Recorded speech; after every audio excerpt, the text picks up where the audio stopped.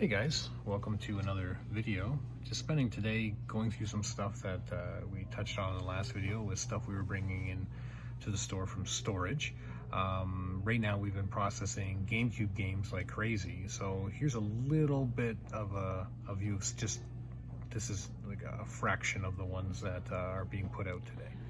So we go through everything and we check all the discs and we check to see conditions of everything, and we de-sticker and clean stuff. So right now these are some games here that are being de-stickered, and this pile here has to be de-stickered as well. These guys here are ready for price tags on it, and then these guys here, they have to be sent out to be resurfaced. This is maybe a third of the games that are going out today. There's some more over there that are ready to be priced, and they have to get their price double checked against what we've already got. I've got a very limited edition, hard to find Mario Sunshine Super Pack console also going out today. So that's kind of cool that we have all of these guys going out, and should make for a really good post. We've been working on this for about 2 hours now, and I'd say we're about halfway done. So that kind of gives you an idea how long it takes to take all the old stickers and stuff off. So something that I find very important is helping other small businesses, because I'm a small business myself, and I just got a little letter in the mail today with a bunch of things I ordered from a former local friend of mine that he's now moved, but he runs a clothing and merch company and a racing school and a whole bunch of other awesome things, and design studio for car related stuff, and it's called Speed Hero, and this is what just showed up today. So I got a bunch of sweet bumper stickers, or what they're referred to, I guess, just slaps. That's what they call them. You slap them on your car. So these are all Speed Hero ones. A couple of ones that I ordered and a couple that I got for being a Patreon. Yeah, I just find it very important to help out people who do things that you like, and you know, Speed Hero makes a lot of really cool automotive stuff, everything from obviously stickers and whatever, but I like these wheels. That's one of their designs for wheels. They have many designs for wheels and clothing and racing gloves and aero products and stuff like that, and he's just a guy following his dream, and that's kind of important to me. So I just want to show that off, how important it is to, you know, help out the local guys versus helping out the big corporations. Hey guys, so it's 2:40 in the morning. Once again, going through storage after work. We never got the GameCube stuff finished today. It was just, there's probably close to 200 games going out. So a lot more than we thought it was going to be. We kept getting, not interrupted, but customers would come in and stuff like that. And it, you know, a lot of them just wanted to chat today. It's really bad weather. I've noticed that when we get really bad weather days, you get a lot of people that just kind of want to come in and just chat with you, which is fine a lot of the time. And I like a lot of the people that come in. We're in a very diverse area, so you get a lot of different people that come in. So that's totally fine. But yeah, it's just one of those things where today was just a day of people just coming in. So hey, you know, you don't get as much done as you think you're going to do. But we got some cool stuff out. We put out an NES Classic today, a brand new sealed one, first release. We put out some hard to find high-end PS1 games. Well, not super high-end, but like, you know, decent stuff like Rival Schools and Street Fighter, the movie, the game long box, which is kind of cool. But yeah, just down in the basement again, just going through more stuff from storage. So thought I'd pull up some more stuff and, you know, figure out what we're going to bring into the store, and I'll show you guys what we're getting. So every once in a while you run into a situation like this where you have an item that is very unique, something that doesn't seem to exist anywhere else. I'm not saying it's a one-off by any means, but this here is a promotional store banner, and it has little eyelets on the bottom of it, and up here at the top in the corner you can see there. And the cool thing about this guy, if I can flip her over, is that it's double-sided. So it's got Super Mario Strikers for the GameCube on one side, and on this side here it's got Mario Kart for the DS. Now both these games are very popular, and they're very, you know, interesting and fun, and a lot of people would be interested in this. But it's one of those things where it's only worth what someone's willing to pay you for it. And you kind of got to go by what other people have sold in the past, and you know, you got to come up with a fair price. So something like that banner could be worth anywhere from $50, $100, $200. It all really depends on what the, I guess the interest is from people. So that might not be something you bring to the store to sell. That might be something you put up online and you just put an auction. And I've had it for who knows how long, maybe 5-10 years. give or take somewhere in between there. But it's just one of those things where you try and figure out what you paid for it, and you obviously want to make money off it because it's a business. So you try and go from there. So, you know, it might be one of those things where you put it up on eBay, you put it up for 50 bucks or 100 bucks or something like that, and just let people bid, and hopefully you get something better than what you paid. And you get a lot of weird stuff like that, especially with promo stuff. I have some more stuff. I don't know if you really see it, but like back there, there's a Mario Dance Dance Revolution, like little like tabletop display, which I've never seen one before. It takes little watch batteries, like the really crappy, like A76. They're like little tiny ones like that, and it takes 3 batteries per light, and I think there's like 6 lights on there. They're really hard to put in. They're really annoying, and they only last like maybe a week before they burn out from the little LED bulbs. But that's another thing. What's it worth? It's only worth what someone's willing to pay you. So you kind of find stuff like that every once in a while, where you really have to do your research and kind of compare what other people have paid for stuff and what other people are asking for stuff. Because online you can ask anything you want, but it's only worth what someone's willing to pay you, right? Now here's something that I'm really happy to find. These guys here are original Nintendo store display. I don't even know exactly what you call them, but they're just racks, and they have kind of like a spring-loaded trigger mechanism where like a coiled up piece of metal is in there.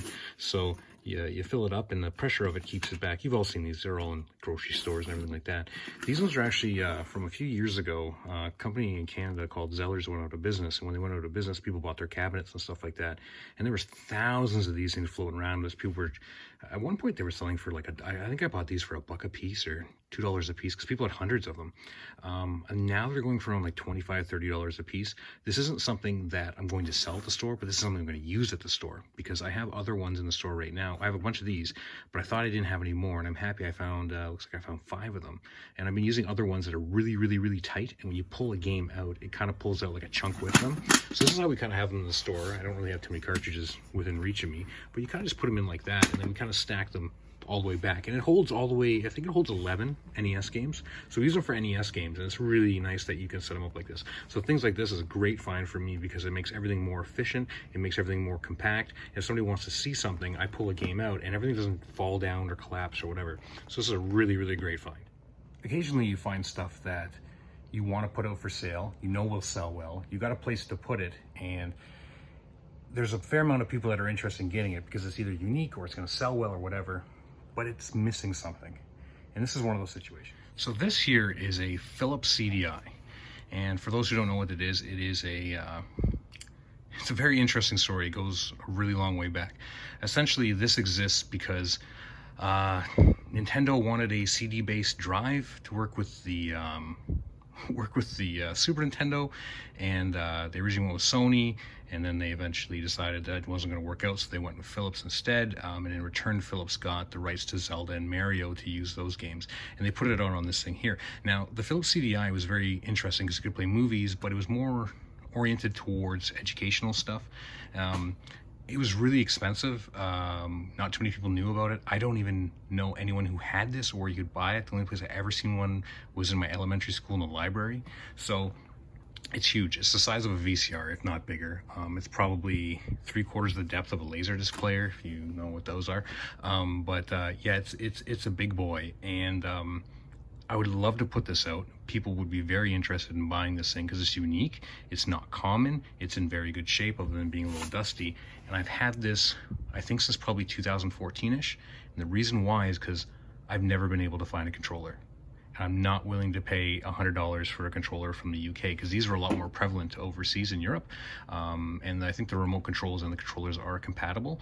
But yeah, I've never found one locally. No one's ever had one up for sale. No one's ever brought one to the store. And this is just one of those things where I can turn it on, I can put a game in it, and I can, you know, make it boot up and all that kind of stuff, and it works, but I can't get past any of the opening scenes of any of the games, so I can't test any games that come in with it. So it's kind of just an oddball thing, but this thing's massive. I don't have anything really to compare it to with size. Actually, that DS from yesterday, here's the DS from yesterday. Like, there's the comparison size. So it's, you know, 1, 2, 3 and a bit DS's wide. It's a big boy, and it's very unique, and people would like it. This is actually the base model, so it doesn't have the expanded RAM memory, but honestly, if you're going to buy this, you're going to turn it on, play it once, go, wow, that really was weird, and that kind of sucks. But I own one, so I don't think anyone's really going to care. But it's just one of those situations where I can't bring this to the store, because if I did, no one would buy it because they can't do anything with it, which really sucks, but that's just the reality of the situation. So here's something else that's kind of fairly cool that you don't see too often. And I actually have a considerable amount of these. I have these 3 here, and I have probably another 15 of them elsewhere. And at this point, I'm kind of hoarding them. And the reason why I'm hoarding them is because it's another one of those things where you don't know what it's worth. It's only worth what someone's willing to pay you. And what these here are, these are sealed cases of Super Nintendo games. And specifically, they're the game Vegas Stakes. Now, if you know anything about Super Nintendo games, Vegas Stakes is not super valuable. But I didn't want these to be in storage where it wasn't efficiently climate controlled, so now they're just sitting in a bin down here. This is only worth what someone's willing to pay for it. It's not a Mario game, it's not a Zelda game, it's not a rare game or anything like that. It's actually probably one of the most, if not the most common games for the Super Nintendo. The interesting thing is I've heard this from a couple people that used to own stores back in the day, back in the 80s and 90s, is that every once in a while they'd get a case of games and they'd open it up and it'd be the wrong game inside. I'm not saying this is the case. I never said that, not saying that it's super common that it ever happened, but it's kind of like one of those things where, could it be something crazy inside? Literally any game would be better than this, except for like, you know, like a common football game or NHLPA hockey or something like that. But it's just one of those things. Vegas Stakes is one of the games that were sent out by Majesco. They're known for kind of really crappily, how do you put this, packaging their stuff. The labels were always super faded. Yeah, it's just, but anyways, it's just one of those things that if you buy this, you keep it sealed anyways, no matter if there was a 1 in a 10,000 chance it had something different inside. But it's really interesting that it says here, like this is, if seal is broken, please return to whatever. And the cool thing about this is that's the original NES font. And this is actually what's known as a master case, and this is the big box that these guys came in, and whoever had this, they decided to open it from the bottom. But yeah, it's kind of interesting, something you don't see every day. So there it is there. So Super Nintendo Vegas Stakes, 24 pieces. So there's 4 cases, so 4 of these guys, and each one of these guys has 6 games in it. So definitely not something you see every day. New old stock for NES stuff and Super Nintendo stuff just doesn't seem to really exist. And there's some hardcore collectors out there for it, but to be fair, these guys aren't really the most sought after thing just because they're super common. Here's kind of just a quick stupid little thing. This is what I used to have in the old store in our desk when people would come in with counterfeit Game Boy Advance games. Now, GBA games are by far the most counterfeited stuff that we see. They were readily available at flea markets. I don't want to put this correctly, but Chinatown, they had that easily available. I remember as a kid, you could easily go there and get it. You can tell from the artwork on it that it's not correct. Nintendo logo isn't correct. The ESRB logo isn't correct. Everything's all kind of stretched out and squashed. The Game Boy Advance logo is not correct. I wonder if this one here, oh, it does say Nintendo on it. Sometimes they say Nintendo. They just don't, it's 100% not right. And the way that you usually can tell, even if you have a really good label on there and really good fake, is the pins don't look anything like it. You can't really see right here. But yeah, this is a reason why it's in storage, is because I have no use for this thing at all. It was just kind of there to show people the difference between real ones and fake ones. And like you could buy these things back in the day brand new for like $10-15 when the games were $39.99, $49.99, you know, sometimes even up to $69.99. So to get a GBA game for $10-15 brand new, that was kind of appealing to a lot of families and stuff, and I don't blame them at all. And you know, the people taking advantage of it, you know, the downside is that some of these games here, they can actually brick your system. I've never personally had one come through that's done that, but I've heard stories about it and I've read about it online. So it is slightly concerning that these are around. So if you are buying Game Boy Advance games, just look at the label. Has like rounded edges like that. It doesn't fill the square correctly. The Game Boy Advance logo is really, really embossed on there really deeply. That's usually a really good sign. Same with the back, see how deeply embossed that is. That's just a red flag right there. This isn't real. It doesn't look right, and you guys should stay away, because the last thing you want is to have counterfeit stuff ruining your handheld system. Well, I just got back inside from letting the dog out. It is extremely, extremely cold outside. I looked at my phone just before I started this. It is minus 20 degrees Celsius. I'm not sure exactly what that is in Fahrenheit, but it's cold. So I think I'm just going to grab the last little bit of stuff that I've got off to the side here, get it ready to go to the store tomorrow with all the other stuff that we didn't bring today, and then have some stuff throughout the week. Yeah, just leave it there. So hopefully you guys enjoyed this. Not as super interesting. I don't know, maybe it is interesting. You tell me. I don't know when my hood's up. I'll take that down. That kind of looks dumb. But yeah, stay warm. It is chilled to the bone, let's just put it that way. So yeah, hope you guys thought this was fun or interesting or anything like that. If there's anything else you want to see or any questions about it, if you guys are looking for anything, I can go through and maybe see if I can find it. I already had somebody ask me for a very specific NES game cartridge holder. I went through stuff today. Adam, if you're watching, yeah, the gray one that you're looking for, I don't have it. I went through about 10-15 boxes down here over the last little bit, and I don't see anything anywhere. So hopefully, you know, I'll find something, because who knows what's in any of these bins. When we moved, we kind of just threw everything all together. And in retrospect, if we have to move again, we're going to label things a little bit better this time versus just being, you know, 90 bins, 100 bins full of random things. So yeah, that's pretty much it. Thanks again for watching, guys. I hope you enjoyed, and yeah, keep doing what you love, keep working hard. Sometimes late nights when you're younger, I'm not saying I'm super young, I'm, you know, over 35, let's just put it that way. You don't have to work so hard when you're older, hopefully. That's at least my goal right now. You know, so late nights sometimes mean worry-free nights later on, I guess. So do what you do, be happy about it, stay positive, and I don't know, that's pretty much it. So thanks so much for watching, guys. I really appreciate your feedback on the last video. It meant a lot to me, a lot of positive feedback, and that was really nice. I'm glad that you guys like to see that, even though I look like a disheveled hobo sometimes and my hair's sticking out and my hands are going crazy all the time because I like to talk with my hands. It's another part of my genetics, the Italian part. Anyways, once again rambling.